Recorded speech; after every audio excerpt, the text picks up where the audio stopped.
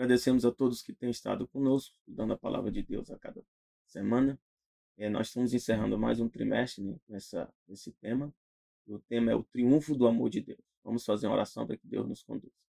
Nosso Deus e Pai, seja conosco, guia nos momentos que se segue a estudar a Tua palavra. Pedimos em nome de Jesus. Amém. Então,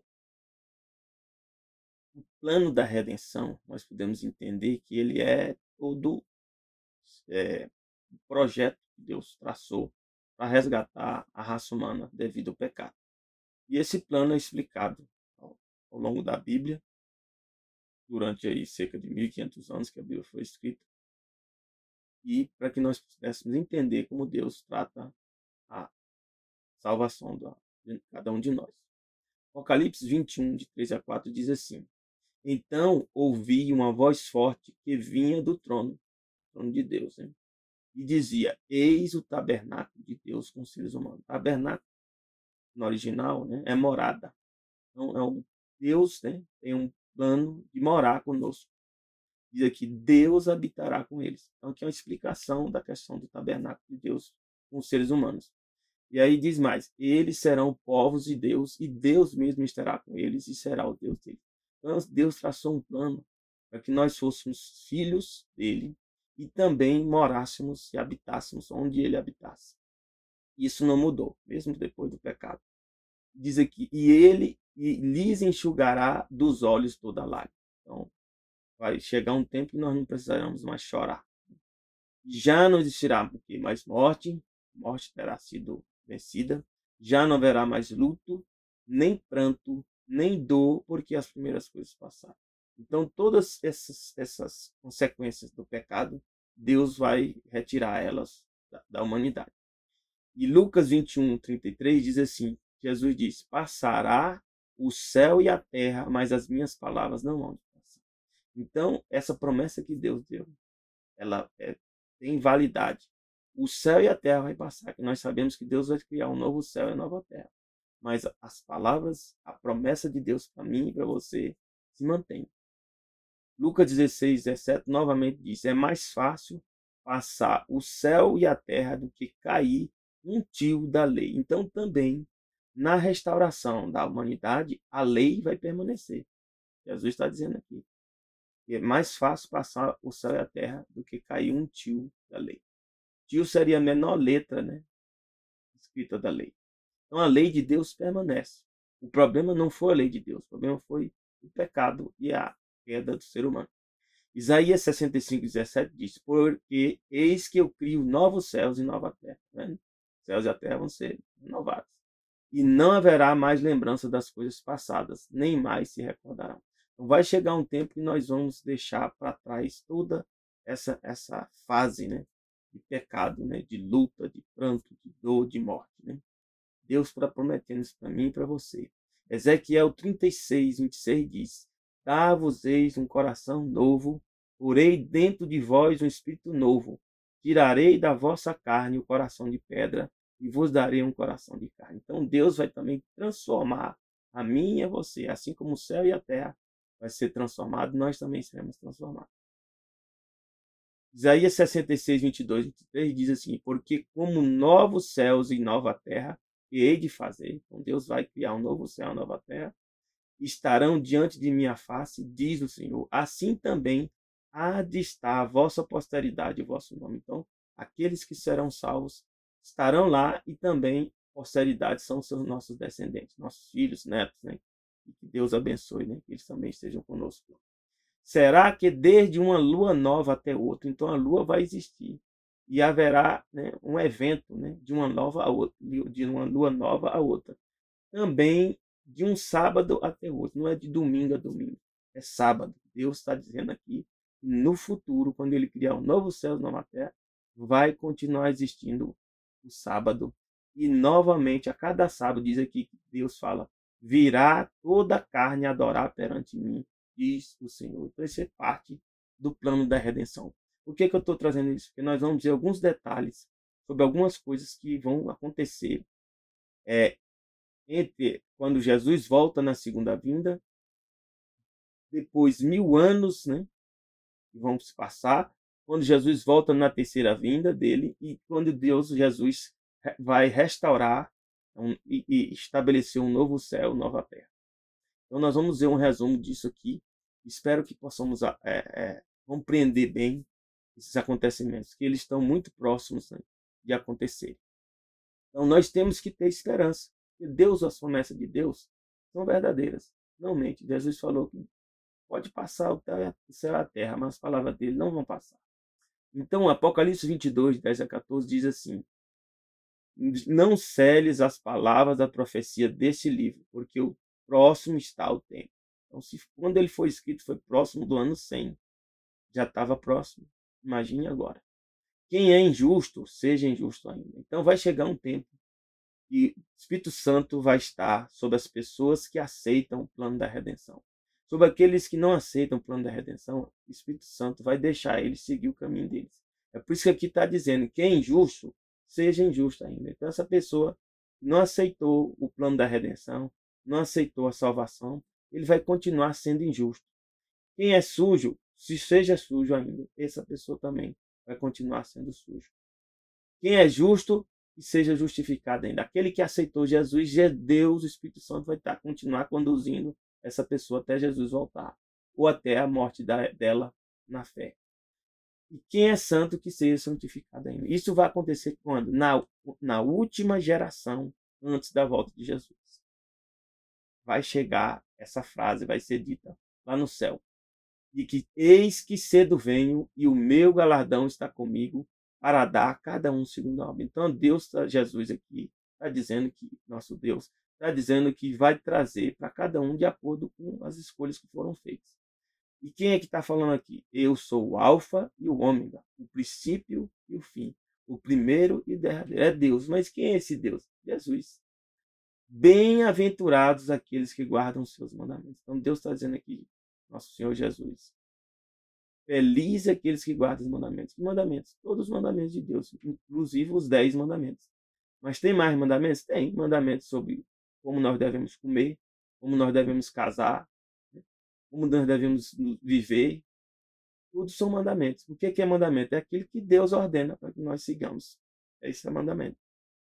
E Deus diz aqui que esses que guardam mandamentos são felizes, porque eles vão ter direito à árvore da vida. O que é a árvore da vida? Era o que Adão e Eva partilhavam antes do pecado. Depois do pecado, a Bíblia diz que eles foram expulsos para não mais comer dessa árvore da vida. Essa árvore da vida consegue manter a vida nossa por todo o tempo, sem que a gente morra. E nós também poderemos entrar na cidade santa pelas portas. Que glória, né? A Bíblia diz que são 12 portas. Cada porta representa uma das tribos de Israel.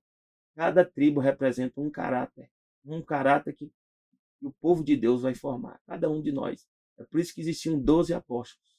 Cada apóstolo representava uma tribo. Cada tribo representa um caráter que vai ser formado. Todos nós que estamos seguindo a Deus, estamos sendo transformados segundo um desses caracteres. Né? Daniel 12, de 1 a 2, diz aqui, próximo da volta de Jesus, diz, naquele tempo, né, vai haver muitos conflitos. Né? Se você ver Daniel 11, vai ter uma luta entre o rei do norte e o rei do sul. O rei do norte representa o quê?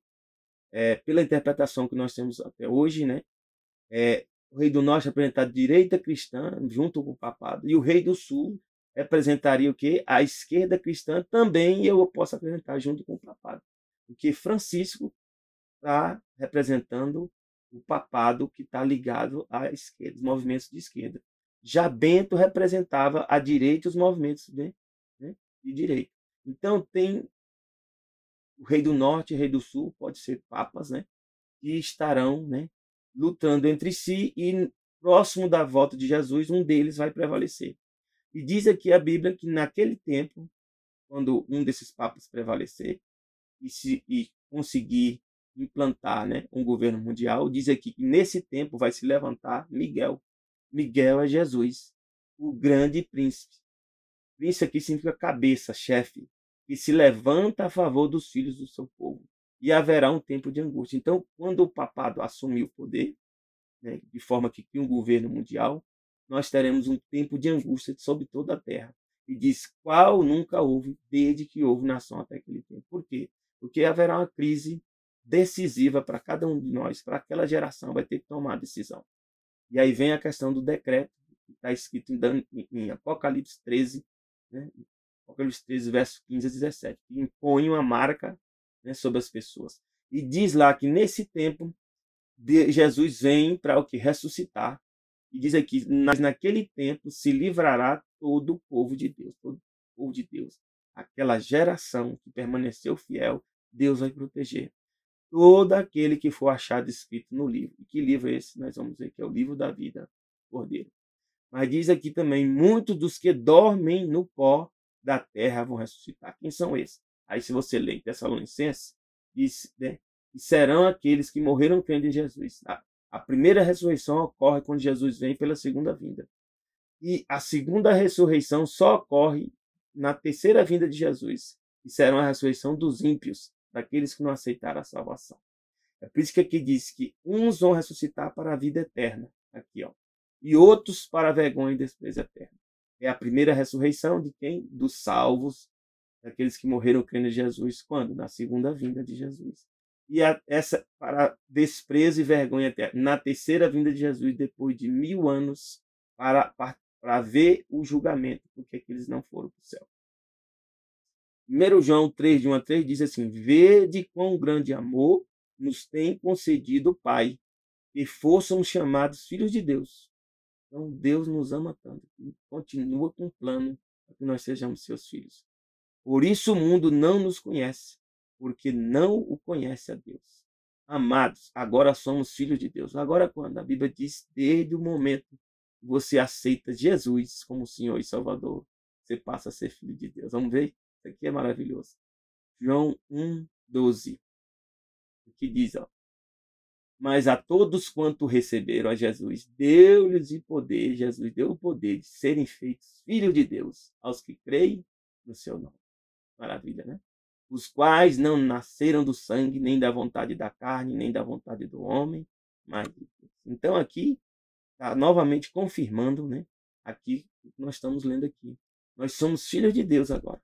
Se você aceitar Jesus a partir de agora, você passa a ser filho de Deus. Mas ainda não é manifestado o que nós havemos de ser. Nós não sabemos como será o nosso corpo. Mas sabemos que quando Jesus se manifestar, seremos semelhantes a ele. A mesma forma física que Jesus tem, glorificada, nós também teremos. Porque assim como é, nós o veremos. Que glória, né? E qualquer que nele tenha essa esperança, eu espero que você tenha essa esperança, purifica-se a si mesmo, como também Jesus é puro. Esse purificar é o processo de santificação. É o processo de deixar o pecado e seguir a Deus. Então, nós temos que manter esperança no breve retorno de Jesus. E Jesus fala aqui, João 14, de 1 a 3, diz, não se turbe o vosso coração. A gente passa muitos problemas, passa por muitas dificuldades. A gente não pode ficar só olhando para as dificuldades. Jesus diz, credes em Deus. Deus Pai, Filho e Espírito Santo, credes também em mim. Na casa de meu Pai há muitas moradas. Jesus diz aqui, se não fosse assim, ele teria dito. Então, Jesus não mente. Jesus é nosso Deus. Vou preparar-vos lugar. Lugar para quem? Todos aqueles que aceitam Jesus. Jesus prepara um lugar. E quando eu for e vos preparar lugar, virei outra vez. Que glória. Jesus vai vir a resgatar todos os salvos. Os levarei para mim mesmo, para que onde eu estiver, estejais vós também. Amém? E aqui fala, Tito 2, de 11 a 13, porque a graça salvadora de Deus se há manifestado a todos os homens. Então, a oportunidade para ser salvo é para todos. Ninguém vai poder dizer que Deus não deu oportunidade. Ele está dando oportunidade para todos. Ensinando-nos que, renunciando à impiedade, mas a gente tem que fazer uma escolha. Renunciar à impiedade, ou seja, o mal, o pecado. As concupiscências mundanas. O que é concupiscência? É os maus desejos. Nós temos bons desejos? Tem desejo de comer, desejo de casar, desejo de prosperar. Só que Satanás trabalha para que se torne mau desejo, como a glutonaria, a bebedez, embriaguez, né? a prostituição, a fornicação. Né? Esses são maus desejos, que aqui chama de concupiscências mundanas. Vivamos neste presente século de que forma? Sóbrio, justo e piamente, de acordo com a vontade de Deus. E aí nós podemos aguardar bem-aventurado, bem-aventurado é feliz, esperança. E bem-aventurado esperança é essa? O aparecimento da glória do grande Deus e nosso Senhor Jesus Cristo. Amém? Que bênção. Apocalipse 6, de 14 a 16 diz: E o céu retirou-se como um livro que se enrola. Quando Jesus estiver voltando, vão acontecer fenômenos no céu. Todo mundo vai ver. Ou seja, o céu vai se retirar como um livro que se enrola. Como é que o livro se enrola? Antigamente os livros eram os papiros, eram enrolados. Todos os montes e ilhas foram removidos de seu lugar. Então vai haver terremotos e catástrofes em todo canto. Ninguém tenha dúvida que Jesus está voltando. E os reis da terra, ou seja, terão as pessoas, essa geração está viva. E os reis da terra, os grandes, os ricos, os tribunos, os poderosos, todo servo, todo livre, se esconderam onde? Nas cavernas e nas rochas da montanha. Quem são esses que se esconderam? Aqueles que ouviram a mensagem de salvação e não aceitaram. Então, quando eles verem acontecendo isso, esses fenômenos na natureza, eles vão lembrar de era verdade aquilo que Pedro falou. Era verdade aquilo que o irmão falou. E aí, infelizmente, para alguns será tarde. E dizia aos montes e aos rochedos: espero que não sejamos nós. Eu não quero fazer parte desse grupo. Cai sobre nós, escondei-nos do rosto daquele que está sentado sobre o trono e da ira do Cordeiro. Eu espero que você também escolha não fazer parte desse grupo. Isaías 25, 8, 9 diz que tem outro grupo quando Jesus voltar. Diz aqui, Deus dá uma promessa: aniquilará a morte para sempre. Não haverá mais morte. E assim enxugará o Senhor Deus as lágrimas de todos os rostos. É a repetição. Em outra frase, que está em Apocalipse, é uma repetição. Tirará o opróbrio do seu povo de toda a terra. Porque Yahvé o disse. Senhor aqui é Yahvé. O nome do nosso Deus é Yahvé. E naquele dia se dirá: eis que este é o nosso Deus, a quem aguardamos. O povo de Deus está sabendo que Jesus está voltando. Ele nos salvará. Se a gente está envolvido numa crise muito grande, mas a gente sabe que Deus vai vir para nos salvar. Este é o Senhor a quem aguardávamos. Na sua salvação, gozaremos e nos alegraremos. Quando a gente vê acontecendo esse fenômeno, a gente vai estar feliz. Porque nós sabemos que Jesus chegou. Acabou-se o conflito. Acabou-se a confusão. Jesus chegou. Estamos salvos. Você faça parte desse grupo. Então, depois disso, a Bíblia diz, Mateus 24, 29, 31, o que vai acontecer? Novamente repete a volta de Jesus. Logo depois da aflição daqueles dias. Que aflição é essa? Deus fala, das grandes perseguições que aconteceu ao povo de Deus. Isso envolve as inquisições que ocorreram. Depois dessas inquisições e grandes perseguições, diz, o sol ia escurecer. Esse fenômeno está relatado que aconteceu em 1800, próximo do século XIX. A lua não dará sua luz e as estrelas cairão do céu. Pode ser que ocorra novamente quando Jesus estiver voltando, para que a gente possa ter certeza que é a volta dele. Diz, as potências do céu serão abaladas. Que potência? Nós já vimos ali, os montes, o céu vai se enrolar, vai acontecer tudo. E diz que então aparecerá no céu o sinal do Filho do Homem. Que sinal é esse? Vamos já ver. E todas as tribos da terra vão se lamentar. Por que vão se lamentar? É aqueles que não aceitaram Jesus como Salvador. Eles viram a pregação, ouviram, mas não aceitaram, nem acreditaram. Verão o Filho do Homem vindo sob a nuvem do céu. Então o sinal do Filho do Homem é Jesus vindo das nuvens, com poder e grande glória. Ele vai vir sozinho? Não. Ele enviará seus anjos com rijo, clangor e trombeta.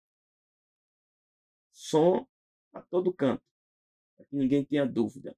Os quais ajuntarão os seus escolhidos desde os 400, de uma outra extremidade do céu. Aqui está dizendo que os céus têm extremidade. Parece que tem extremidade. Apocalipse 1, 7, 8 repete: eis que Jesus vem com o quê? Com as nuvens, e todo o olho verá. Novamente, para todo mundo ver Jesus, num globo é complicado. Se for numa forma plana, é mais fácil. Mas diz aqui que todo olho vai ver. até mesmo os que os ultrapassaram. Quem é esse grupo aqui? Aqueles que mataram Jesus, feriram Jesus. Jesus prometeu: vocês vão ver eu voltando. Jesus vai ressuscitar essas pessoas que são ímpias. Elas vão morrer novamente. Interessante. Elas não vão para o céu com Jesus. Vão passar 1000 anos aqui na terra. Jesus ressuscita de novo elas na terceira vinda. Imagine, elas vão ser ressuscitadas 2 vezes. Uma para cumprir a promessa que Jesus deu, que elas iam ver Jesus voltar. E todas as tribos da terra se lamentarão sobre Jesus. E quem é esse Jesus? Ele diz: eu sou o Alfa e o Ômega, o princípio e o fim. Diz o Senhor. O que é, o que era, o que há de vir. Quem é Jesus? O Todo-Poderoso. Nosso Deus, seu Deus. E aqui diz, Apocalipse 20, de 1 a 3, quando Jesus volta, ressuscita os salvos, leva os salvos junto com os que estavam vivos. O que acontece com os que estavam vivos e não aceitaram Jesus? Né? Eles morrem. Com a glória de Jesus, eles morrem. E diz aqui a Bíblia que Satanás fica preso na terra depois disso. Vi descer do céu um anjo que tinha a chave do abismo. Abismo é a terra. A terra é chamada de abismo. Se você tiver dúvida, você vê lá em Gênesis 1, verso 2. Ó. E a terra era sem forma e vazia. E havia trevas sobre a face do abismo. E o Espírito de Deus se movia sobre a face das águas. Então, a terra, antes de ter sido transformada, era chamada de abismo. Então, novamente, quando Jesus volta, ela é destruída. E torna-se um abismo. E diz que viu descer um anjo que tinha a chave do abismo. E uma grande cadeia na sua mão. Prendeu o dragão. Quem é o dragão? É Satanás. Quem é ela? É a antiga serpente que enganou Eva. E a Bíblia diz que é o diabo. Diabo significa enganador. Satanás, adversário. E amarrou Satanás, né, o diabo, por 1000 anos. Estou preso aqui por 1000 anos. Não sai da terra para nenhum canto do universo. Lançou ele no abismo, ou seja, na terra, e ali manteve ele. Pôs selo sobre ele, né, para que não mais engane as nações, até que os 1000 anos acabem. E os demônios que estavam com ele também vão estar junto aqui. Não é só Satanás, fica preso Satanás e todos os demônios que estavam com ele. E vão passar o quê? 1000 anos. E diz que eles não vão enganar mais as nações. Por quê? Porque todos os ímpios estão mortos. E os salvos estão onde? Com Jesus. Onde? No céu. Então, não tem ninguém aqui para ele enganar. Depois importa que ele seja solto por um pouco de tempo. Satanás vai ser solto de novo. Quando Jesus voltar na terceira vinda. E aí a Bíblia diz o que acontece aqui durante esses 1000 anos na terra. Eis, Jeremias 4, 23, 26 explica. Ó, observei a terra e eis que era sem forma e vazia. A terra volta novamente a ficar sem forma e vazia. Foi destruída.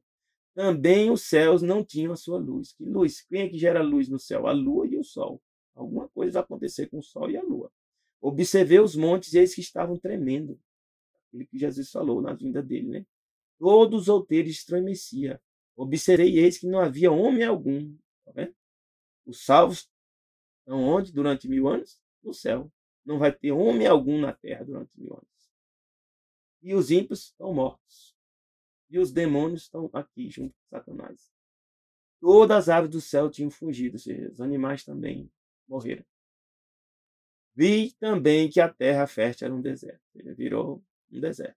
Todas as suas cidades estavam derrubadas diante do Senhor. Ou seja, tudo foi destruído. As coisas que a gente pensa que são importantes, às vezes não são tão importantes. Diante do furor da ira de Deus. Deus não veio salvar cidades. Deus veio salvar seres humanos. Você, eu, o resto ele transforma. Numa frase, num abrir e piscar de olho, ele fala uma frase, tudo muda. Então, o que vai acontecer durante esses 1000 anos? A Bíblia explica. Apocalipse 20, 7 a 10, fala assim. Acabando-se os 1000 anos, Satanás vai ser solto da prisão. Que prisão é essa? É o abismo, a terra. E ele sairá para enganar as nações que estão sob os 4 cantos da terra. Que nações são essas? Se os ímpios tinham morrido quando Jesus vieram na segunda vinda. Quem são esses? Jesus volta na terceira vinda e ressuscita os ímpios. Para que os ímpios entendam por que não foram para o céu. Nesse inteirinho, seja, Satanás se aproveita. e sai para enganar as nações que estão sob os quatro cantos da terra. Por que ele vai enganar? Porque ele já está enganando essas pessoas hoje. Elas já ouvem a voz de Satanás. Elas não ouvem a voz de Deus. Quem ouve a voz de Deus vai para o céu. Quem continuar ouvindo a voz de Deus vai para o céu. Então, essas pessoas, naturalmente, quando Satanás aparecer para elas, uma vez ressuscitada, ele vai enganá-las novamente. E a Bíblia diz, chama ela de um nome, Gog e Magog, cujo número é como a areia do mar para as juntar em batalha. Então, Satanás agora traça um plano, porque ele vê Jesus traz a cidade santa do céu e coloca aquela na terra. Está lá em Apocalipse 20, né? Apocalipse 21, né? Eis que cria um novo céu, uma nova terra, né? Aqui vamos ver.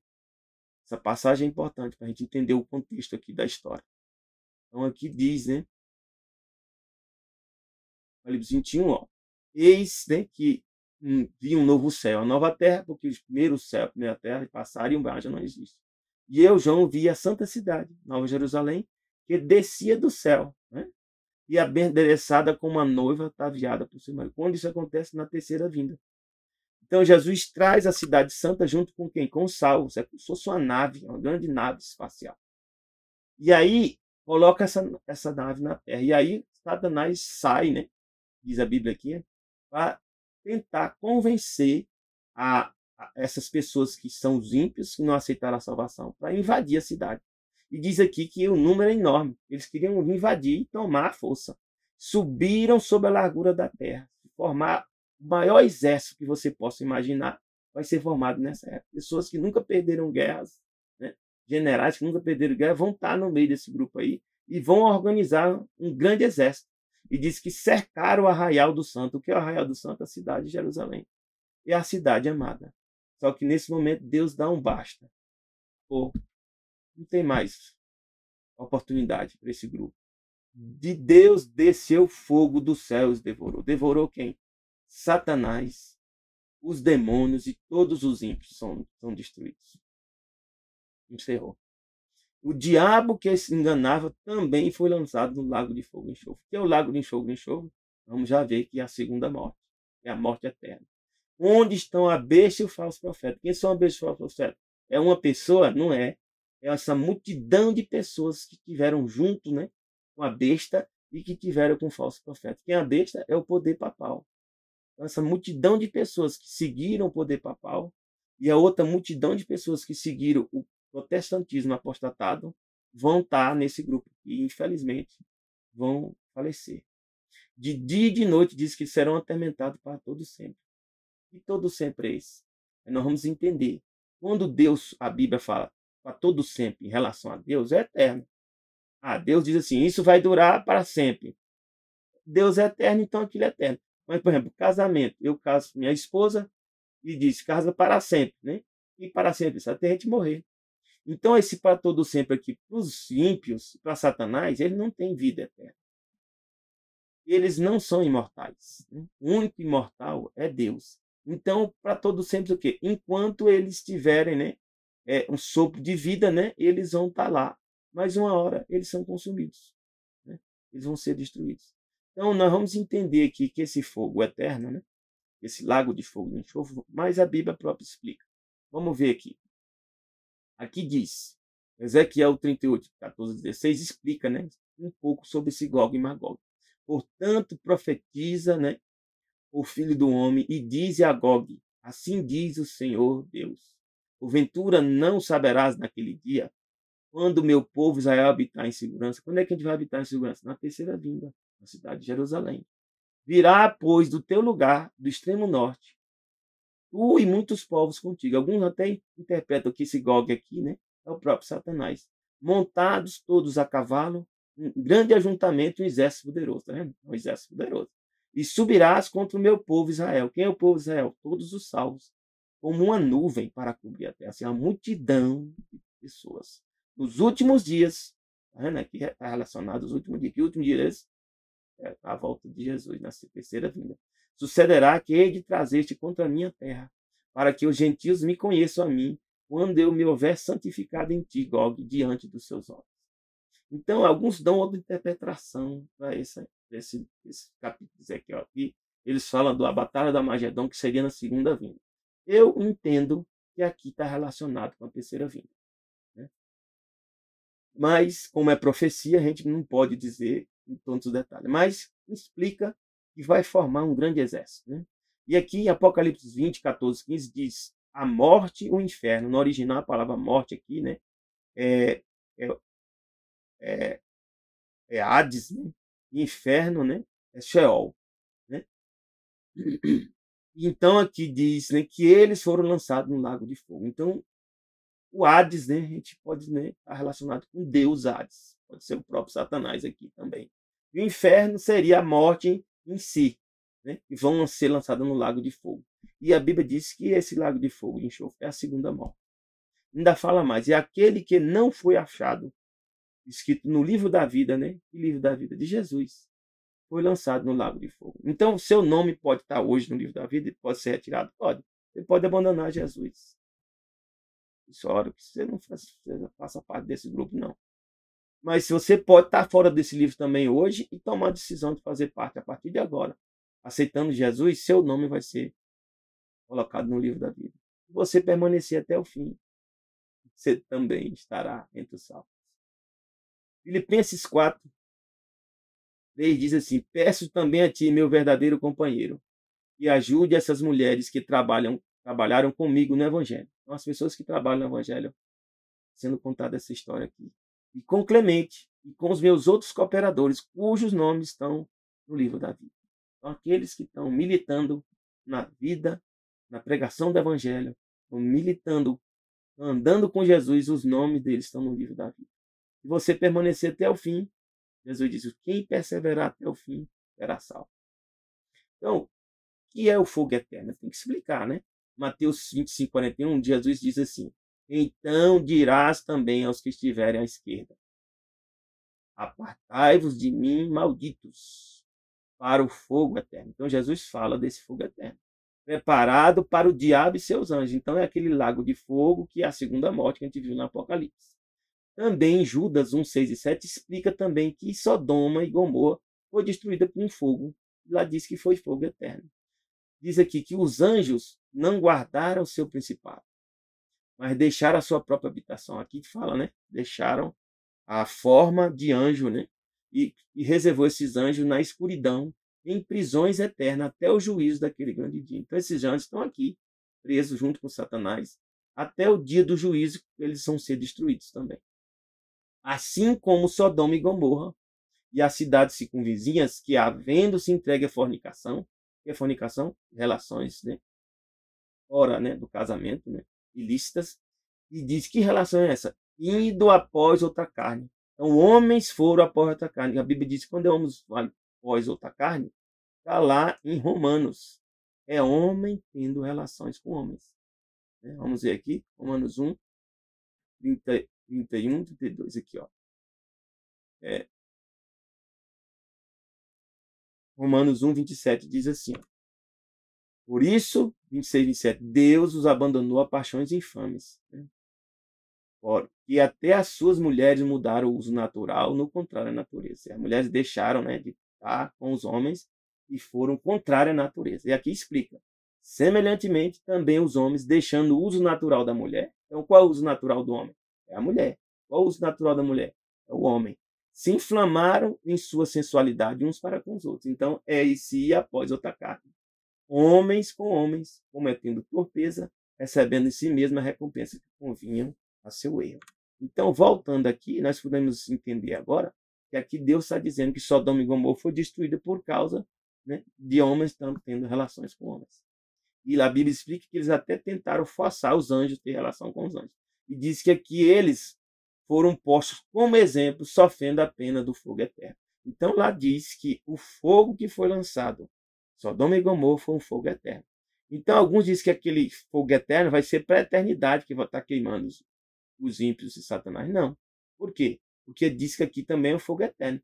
Se isso fosse verdade, ainda teria fogo ainda lá em Sodoma e Gomorra. A gente está todo mundo vendo esse fogo até hoje. Então, o que é que ele é eterno? É eterno em suas consequências. Depois que ele começa a consumir, ninguém consegue apagar e ele vai consumir até Assim, é por isso que lá diz, para todo sempre, até o quê? Que tudo seja consumido. E aí nós podemos ver aqui, Malaquias explica isso aqui, ó. Malaquias 4, de 1 a 2, fala. Porque eis que aquele dia vem ardendo como fornalha. Fornalha tem fogo. Todos os soberbos e todos os que cometem impiedade serão como a palha. O que acontece palha com fogo? É consumida. E o dia que está para vir os abrasará, diz Yahvé dos exércitos, de sorte que não lhe deixará o quê? Nem raiz, nem ramo. Alguns relacionam essa raiz aqui com os Satanás e os demônios. E ramos, né, seria os ímpios, os que não fazer parte da salvação. Mas diz aqui, para vós, os que temeis o meu nome, são esses, aqueles que aceitam Jesus, nascerá o sol da justiça, e cura trará nas suas asas, saireis e saltareis como um bezerro deste vario. Glória. Espero que você esteja entendendo. Nós temos que entender isso aqui. Então aqui Pedro também fala, segundo Pedro 3, 5 a 7, eles voluntariamente, né? Esse ele aqui envolve pessoas hoje. Voluntariamente ignoram isto, e pela palavra de Deus, já desde a antiguidade, existiram céus e terra. Por que existiram? Porque Deus falou para existir. Que foi tirada da água. Então a terra foi tirada da água. E no meio da água subsiste. Então nós estamos no meio da água.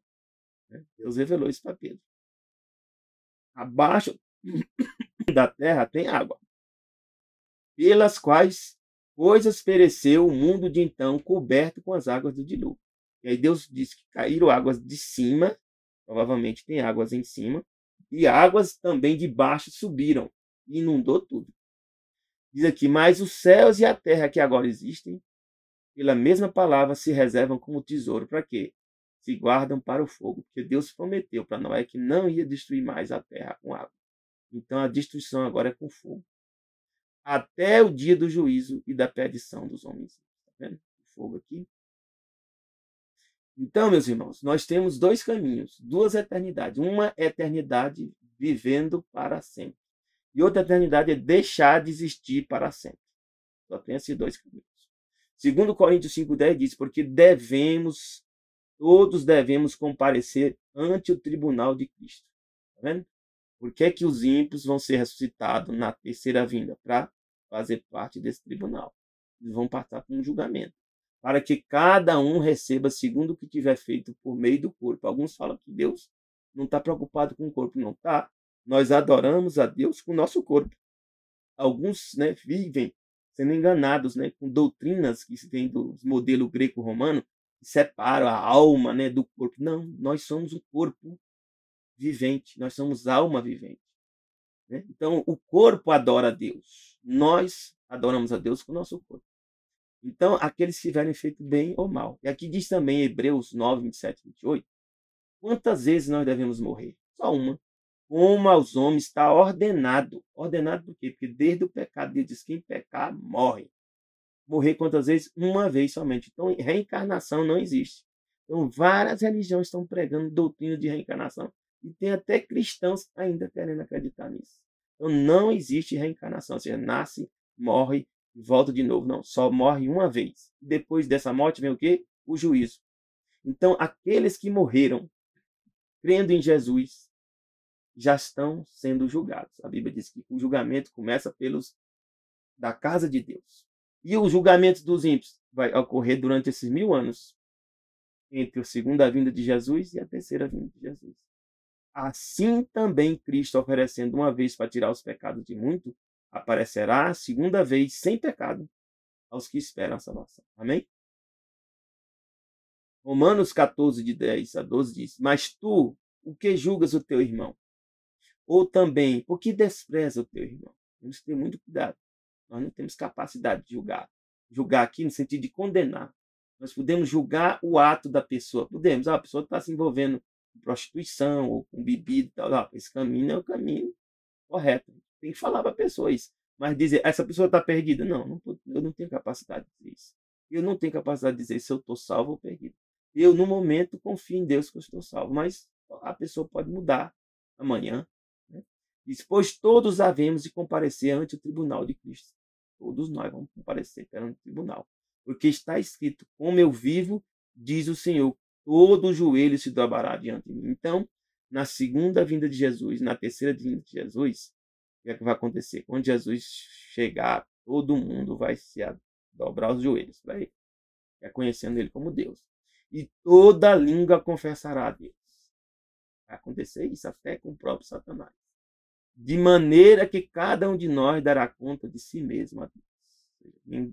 A salvação não é em grupo, salvação é individual. Tome sua decisão individual. João 5, 21 a 23 diz assim: pois assim como o Pai ressuscita os mortos e os vivifica, ou seja, dá vida, assim também o Filho vivifica aqueles que ele quer. Então Jesus disse: aqueles que creem a mim, de modo nenhum não se lançarei fora. Quem é meu, eu vou ressuscitar. Então ele tem poder para isso. E também o Pai a ninguém julga. Então Deus, o Pai, Deus, o Espírito Santo, colocaram Jesus no papel de juiz. É por isso que Jesus disse: como juiz, todo mundo nós estaríamos condenados. Mas Jesus traçou um meio, né? Morrendo por mim e por você, ele paga a pena por nós. E ele tornou-se também nosso advogado. Imagine, nosso juiz também é nosso defensor. É preciso que ao Filho, Jesus, é quem vai fazer o julgamento. Para que todos honrem o Filho, como honra quem? O Pai. Quem não honra o Filho, não honra o Pai que o enviou. O que é honrar? Fazer a vontade dele. Honrar pai e mãe, é o quê? Fazer a vontade do pai e da mãe. Apocalipse 22, 14 a 15 diz assim: bem-aventurados aqueles que guardam os meus mandamentos. Jesus falando. Para que tenham direito à árvore da vida. E possam entrar na cidade pelas portas. Mas ficarão de fora os cães. Eu procurei no original. A palavra cães aqui é cães mesmo. Não é descendente de cã, não. Cães no sentido de pessoas que são contrárias a Deus. São contrárias a Jesus. Se opõem a Jesus. E os feiticeiros, no original, fala, né? Aqueles que fazem, né, encantamentos. Aqueles que enganam as pessoas, né? E também, lá no original, a palavra feitiçaria está escrita farmaqueia. E farmaqueia está relacionado com fazer poções, fazer remédios, fazer drogas e também enganar as pessoas. E os que se prostituem, a Bíblia já explica, né? Se prostituem, né? E os homicidas, pessoas que matam as pessoas que são inocentes de forma planejada. Não é aquele que mata alguém para se defender. Não é um homicídio. Os idólatras. Idólatras são aquelas pessoas, né, que adoram falsos deuses. E qualquer um que ama e comete a mentira. Esse é uma quantidade maior. Quem é que ama e comete a mentira? São aqueles que não amam a verdade. Não amam a Jesus como Senhor e Salvador. Não amam a palavra de Deus, que a Bíblia diz que Jesus fala em João 17, 17. O que é a verdade? Para nós concluirmos. João 17, 17. Santifica-os na tua verdade. E a tua palavra é a verdade. Então, quem é aquele que ama e comete a mentira? É aquele que não ama a verdade. Não segue a palavra de Deus. Não confia no que Deus revelou aos profetas. Que Deus te abençoe. Você tome a decisão de estar com Jesus. Já deseja-te um bom fim de semana. Já deseja-te um feliz sábado. Que começa quando? No pôr do sol da sexta, ao pôr do sol do sábado. Graça e paz de Deus para ti e teus familiares. Amém.